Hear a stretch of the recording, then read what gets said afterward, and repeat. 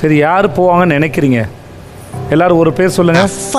Finally நம்ம ரம்யா பார்த்தீங்கன்னா big pass video பார்த்தீங்கன்னா எவிக்ட் ஆகி பார்த்தீங்கன்னா வெளியே வந்து போயிட்டாங்க. அல்ல குணா பாட்டா போடுறா.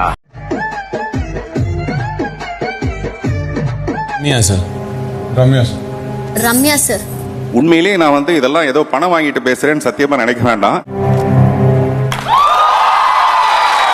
ரம்யா, இந்த வாரம் நடந்த டபுள் எவிக்ஷன்ல சாட்டர்டே எபிசோட்லயே ரம்யா அவர்கள் எவிக்ட் ஆகி வெளியில போயாச்சு.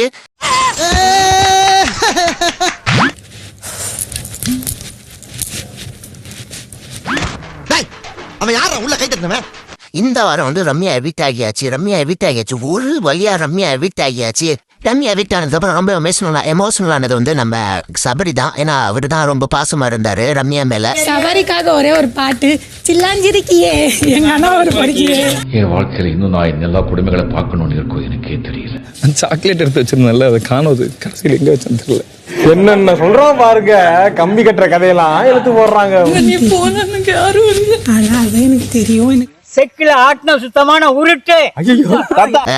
ரம்யா அப்படி இருந்தாங்களும் தெரியல. பட் சபரி வந்து உண்மையான பாசமா இருந்தாரு. A69ல ரம்யா ஜோ எவிக்ட் ஆயிருக்காங்க. அன்ஃபேர்னு நீங்க நினைக்கிறீங்க? கமெண்ட்ல சொல்லுங்க. யாருக்காச்சும் ஹர்ட் ஆயிருந்தா தயவு செஞ்சு மன்னிச்சுக்கோங்க. சாரி.